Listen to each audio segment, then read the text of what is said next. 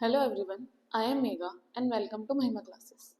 आज अपन केमिस्ट्री का 9th क्लास की केमिस्ट्री का first chapter matter in our surroundings पढ़ने वाले हैं।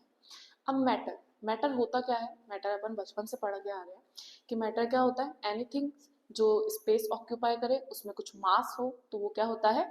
मैटर होता है। मैटर के अपन ने 3 स्टेट्स बचपन से पढ़ रखी है, सॉलिड, लिक्विड और गैसेस। अब अपन इसको थोड़ा इलेबोरेट करके इसमें पढ़ेंगे। मैटर को अलग अलग क्लासिफाई कर रखा है, 2 हिस्सों में क्लासिफाई कर रखा है, एक उसकी फिजिकल प्रॉपर्टीज के अकॉर्डिंग, एक उसके केमिकल प्रॉपर्टीज के अकॉर्डिंग। फिजिकल प्रॉपर्टीज के अकॉर्डिंग अपन इस चैप्टर में पढ़ेंगे और केमिकल प्रॉपर्टीज के अकॉर्डिंग अपन मैटर को नेक्स्ट चैप्टर में पढ़ेंगे, चैप्टर नंबर 2 में। तो अपन को क्या पता है मैटर के बारे में कि मैटर क्या है? एनीथिंग विच ऑक्यूपाइज स्पेस, जिसके पास जो स्पेस ऑक्यूपाई करता है और उसके पास कुछ मास है, तो वो क्या है? मैटर है। मैटर सब चीजें हैं अपने आसपास सराउंडिंग में, आप जितनी चीजें देख रहे हो वो सब मैटर के अंदर ही आती हैं। अब फिजिकल नेचर ऑफ मैटर अपन पढ़ रहे हैं, तो अपन को क्या पता है उसके बारे में कि मैटर जो होता है वो पार्टिकल से मिलके बनता है, पार्टिकल्स का बना हुआ होता है। दूसरा, जो इनके पार्टिकल्स होते हैं वो बहुत ज्यादा स्मॉल होते हैं। ये दोनों अपन को इसके फिजिकल प्रॉपर्टीज के बारे में बताते हैं। फिर आई अपनी बात कैरेक्टरिस्टिक की। कैरेक्टरिस्टिक ऑफ मैटर क्या होते हैं? तो अपने 3 कैरेक्टरिस्टिक है मैटर के, पार्टिकल्स ऑफ मैटर के, कि पार्टिकल्स ऑफ मैटर जो होते हैं उनके बीच में स्पेस होता है। दूसरा क्या है? जो पार्टिकल्स होते हैं मैटर के वो कंटिन्यूअसली मूव करते रहते हैं। और थर्ड क्या है? जो पार्टिकल होता है मैटर के वो एक दूसरे को अट्रैक्ट करते हैं। पहले क्या है कि वो एक दूसरे को, उनके बीच में स्पेस होता है, पार्टिकल्स जो होते हैं उनके बीच में स्पेस होता है मैटर के पार्टिकल्स के बीच में। सेकंड है कि उसके पार्टिकल कंटिन्यूअसली मूव करते रहते हैं higher concentration to lower concentration. और थर्ड चीज क्या है अपनी कि पार्टिकल्स जो होते हैं मैटर के वो एक दूसरे को अट्रैक्ट करते हैं। ये 3 प्रॉपर्टीज अपन ने पढ़ी है। अब अगर अपन ने पढ़ी तो अपन कैसे मान लिए सही है? तो इसी चीज को प्रूव करने के लिए अपन को अपनी एनसीईआरटी बुक में एक्टिविटीज दे रखी है। अब अपन एक एक करके उन एक्टिविटीज को पढ़ेंगे और देखेंगे कि क्या ये तीनों प्रॉपर्टीज उसमें फॉलो हो रही हैं, ये तीनों प्रॉपर्टीज सही होती भी हैं या नहीं होती हैं। इसको आप नोट कर लीजिए, फिर अपन एक्टिविटी फर्स्ट करते हैं। फिर है अपनी एक्टिविटी फर्स्ट। एक्टिविटी फर्स्ट में अपन को क्या बोला उसने? अपन को बीकर को लेना है और आधा उसको पानी से भर दो, और जहां तक अपना पानी आया उस पर अपन ने मार्क कर लिया। फिर अपन ने उसमें शुगर या सॉल्ट में से कुछ मिलाया और उसको ग्लास रॉड से हेल्प से अपन ने उसको हिलाया, डिसॉल्व कर दिया। तो व्हाट हैपन्स टू सॉल्ट या शुगर, जो भी अपन ने मिलाया उनके साथ क्या होगा? तो जो सॉल्ट और शुगर होंगे वो उसमें क्या हो जाएंगे? डिसॉल्व हो जाएंगे। ये अपन डेली लाइफ में करते भी हैं अपने कि वो उसमें डिसॉल्व हो जाते हैं। बट वो डिसॉल्व कैसे होते हैं? जो पार्टिकल्स होते हैं सॉल्ट या शुगर के वो कहाँ जाते हैं? तो जो पार्टिकल्स होते हैं सॉल्ट और शुगर के वो किधर चले जाते हैं? स्पेस जो होता है वाटर के पार्टिकल्स के बीच में, उनके बीच में वो चले जाते हैं। दोनों सॉल्ट या शुगर जो भी है वो किसके अंदर चले जाएंगे? उनके पार्टिकल्स वाटर के पार्टिकल्स के बीच में सेटल हो जाते हैं, क्योंकि पार्टिकल्स जो होते हैं वाटर के उनके बीच में स्पेस होता है। फिर थर्ड चीज क्या है अपने? Does the level of water change? No. क्यों नहीं होगा? क्योंकि उसके अंदर स्पेस होता है ऑलरेडी पानी के पार्टिकल्स के बीच में, जिसके बीच में वो चले जाते हैं, तो वाटर का लेवल चेंज नहीं होगा, उतने का उतना ही रहेगा। ओके, आई होप आपको समझ में आया हो। आप इसको देख लीजिए, फिर अपन सेकंड एक्टिविटी पे चलते हैं। फिर अपनी एक्टिविटी सेकंड। एक्टिविटी सेकंड में उसने अपन को क्या बोला है? एक्टिविटी सेकंड में उसने अपन को बोला है कि आप 2-3 क्रिस्टल पोटेशियम परमैंगनेट के लीजिए। पोटेशियम परमैंगनेट क्या होता है? KMnO4। पोटेशियम परमैंगनेट के आप लीजिए क्रिस्टल और उसको पानी में 100 ml वाटर में डाल दीजिए। तो क्या होगा? अगर अपन 100 ml वाटर के अंदर पोटेशियम परमैंगनेट डालते हैं तो उसका कलर पिंक कलर का हो जाएगा। फिर इसने बोला अपन को कि अब आप इसमें से 10 ml लो और दूसरे 90 ml जिसमें आपने वाटर डाला है उसमें 10 ml इसमें से डाल दो आप, तो टोटल 100 ml हो जाएगा। ये भी, इसमें भी अपन को ये पिंक कलर शो करेगा, थोड़ा लाइट पिंक शो करेगा। फिर अपन ने वापस रिपीट करा। अब अपन ने इसमें से इसमें 10 ml डाला और 90 ml वाटर अलग से लिया, 100 ml हो गया। इसमें भी कलर लाइट शो करेगा, इससे और लाइट कलर, इसमें पिंक कलर शो करेगा लाइट और ज्यादा, इससे और ज्यादा। फिर इसमें अपन ने वापस प्रोसेस करा, 10 ml लिया और 90 ml वाटर अपन ने इसमें डाला, 100 ml हो गया। इसमें भी वो कलर शो करेगा पिंक, बहुत ज्यादा हल्का पिंक कलर शो करेगा, बट वो शो करेगा। यानी लास्ट डाइल्यूशन जब तक अपन ने करा वो अपना कलर शो कर रहा है। तो इससे अपन को क्या पता चलता है कि मैटर के पार्टिकल्स इतने छोटे होते हैं, अपनी इमेजिनेशन के बियॉन्ड वो छोटे होते हैं, क्योंकि वो पार्टिकल्स यहाँ पे अपन ने घोले थे, यहाँ अपन ने नहीं घोले। उसके डाइल्यूशन 100 ml वाटर में डाइल्यूशन करने के बाद भी वो यहाँ पर भी, यहाँ पर भी और यहाँ पर भी अपना कलर शो कर रहा है। लास्ट डाइल्यूशन तक उसने अपना कलर शो करा है, चाहे लाइट कलर शो करा है, बट करा है। इसका मतलब जो पार्टिकल्स होते हैं मैटर के, मिलियंस ऑफ पार्टिकल एक मैटर के अंदर होते हैं। जैसे पोटेशियम परमैंगनेट में था, जो इसका असर उसने यहाँ तक शो करा है। सेम प्रोसेस अगर अपन अपने घर में देखें तो अपन फिनाइल से पोछा लगाते हैं, तो उसको अगर अपन सेम प्रोसेस करें कि आप यहाँ पर मिलाओ और फिर 10 ml वाटर चेंज कर कर उसमें डालते रहो, जब तक आप लास्ट तक जाएंगे तब तक वो अपनी स्मेल आपको शो करेगा, आपको उसमें स्मेल तब भी आएगी। यानी जो पार्टिकल्स होते हैं मैटर के वो बहुत टाइनी होते हैं, बहुत छोटे होते हैं, मिलियंस ऑफ पार्टिकल से मैटर बना हुआ होता है। आराम से इसको आप नोट कर लीजिए।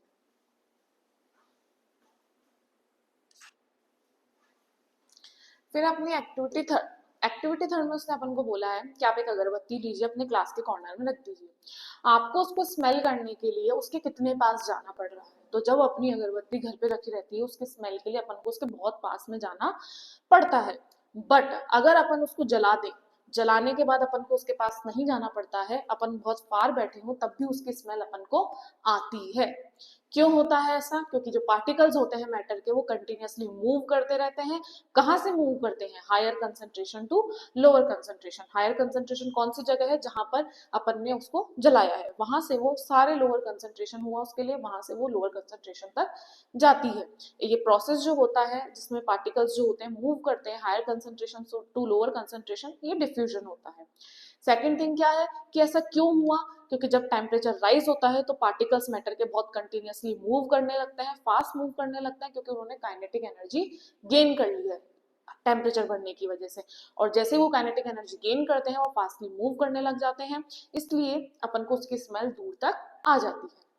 अपन को इसने क्या पूछा कि कितना पास अपन को जाना पड़ रहा है उसकी स्मेल के लिए, जब तक अपन ने उसको लिट नहीं करा तो अपन को प्रिटी क्लोज उधर जाना पड़ रहा है।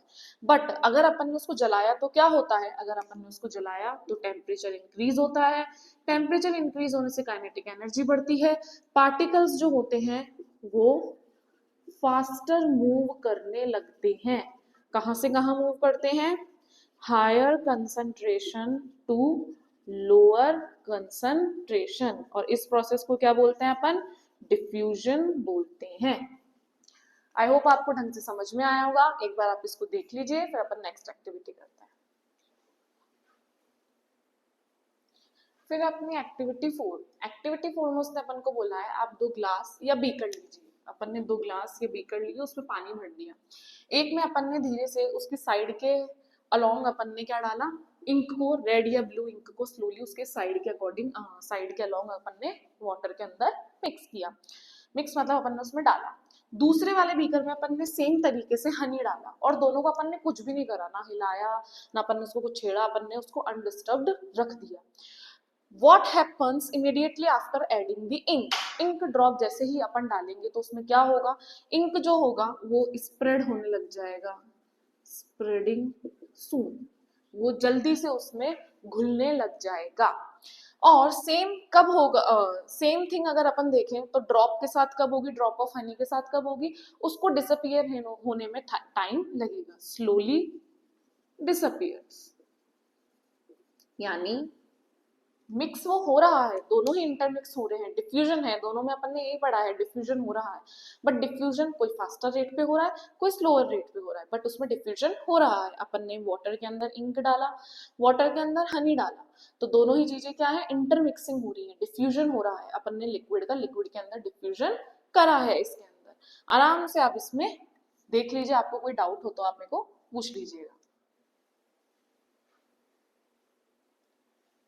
फिर है अपनी नेक्स्ट एक्टिविटी 5। एक्टिविटी 5 में उसने अपन को बोला है कि आप या तो क्या लीजिए, कॉपर सल्फेट का क्रिस्टल लो या पोटेशियम परमैंगनेट का क्रिस्टल लो। कॉपर सल्फेट क्या होता है? CuSO4। पोटेशियम परमैंगनेट अपन आगे पढ़ चुके हैं, KMnO4। 4।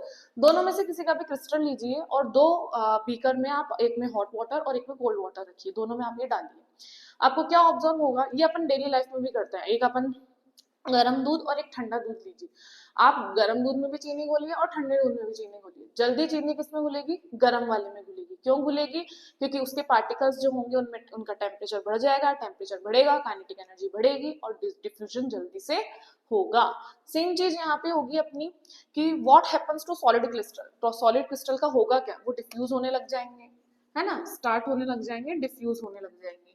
टाइम पास होगा तो क्या होगा, वो इवनली डिफ्यूज हो जाएंगे, इवनली डिस्ट्रीब्यूट हो जाएंगे। फिर क्या है, does the rate of mixing change with temperature. Yes, temperature बढ़ता है तो काइनेटिक एनर्जी बढ़ती है, तो डिफ्यूजन भी बढ़ेगा। डिफ्यूजन बढ़ेगा तो रेट ऑफ मिक्सिंग भी बढ़ेगी। तो जो हॉट वाटर होगा वो जल्दी उसके अंदर ही डिफ्यूज होगा as compare to cold water. इस बार अपन ने सॉलिड को लिक्विड के अंदर डिफ्यूज करा है, पहले वाले में अपन ने लिक्विड को लिक्विड के अंदर डिफ्यूज करा था। आई होप आपको ढंग से समझ में आया हो। अब अपन चलेंगे अपनी नेक्स्ट एक्टिविटी पे, एक बार आप इसको देख लीजिए, नोट कर लीजिए।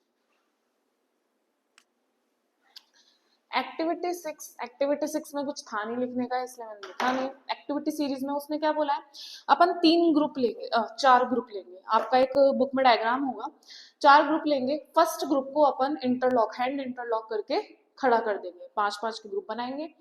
सेकंड वाले के अंदर अपन इसे हैंड होल्ड करके लोगों को खड़ा करेंगे। थर्ड ग्रुप में अपन ने उनको फिंगर से टच करके खड़ा कर दिया। फोर्थ ग्रुप को अपन ने बोला कि आप इनको तोड़िए, आप किसको जल्दी अलग कर पाएंगे। तो तीनों ग्रुप में से जो फर्स्ट थर्ड वाला ग्रुप है जिसको ने फिंगर से फिंगर टच कर रखा है वो इजीली टूट जाएगा, और जो इंटरलॉक्ड कर रखा है जिन्होंने हाथ, उनको तोड़ना उतना ही मुश्किल होगा। पार्टिकल्स ऑफ मैटर भी इसी तरीके से एक दूसरे को अट्रैक्ट करके रखते हैं, जो जितने ज्यादा पास होते हैं उनको दूर करना उतना ही ज्यादा मुश्किल होता है। यही चीज अपन को इस एक्टिविटी से पता चली है। अब अपन अपनी नेक्स्ट एक्टिविटी करेंगे।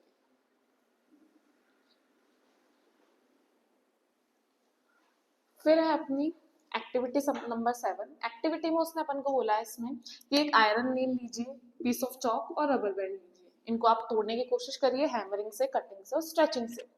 आपको क्या लगता है कि इनमें से कौन सा होगा जिसके पार्टिकल्स जो हैं वो इतने ज्यादा एक दूसरे को हेल्ड कर रखे हैं कि जिसकी वजह से उनमें ज्यादा ग्रेटर फोर्स लगेगा उनको तोड़ने में। तो जाहिर सी बात है अपन को पता है कि आयरन नील में ही लगेगा, क्योंकि वो इजीली हैमरिंग से टूटेगा नहीं, क्योंकि उसके पार्टिकल्स जो हैं उन्होंने एक दूसरे को बहुत ज्यादा अट्रैक्ट कर रखा है। तो इसलिए सबसे ज्यादा फोर्स किसमें लगेगा, आयरन नील में लगेगा। ये अपनी एक्टिविटी 7 थी। अब अपन चलेंगे एक्टिविटी 8 पे।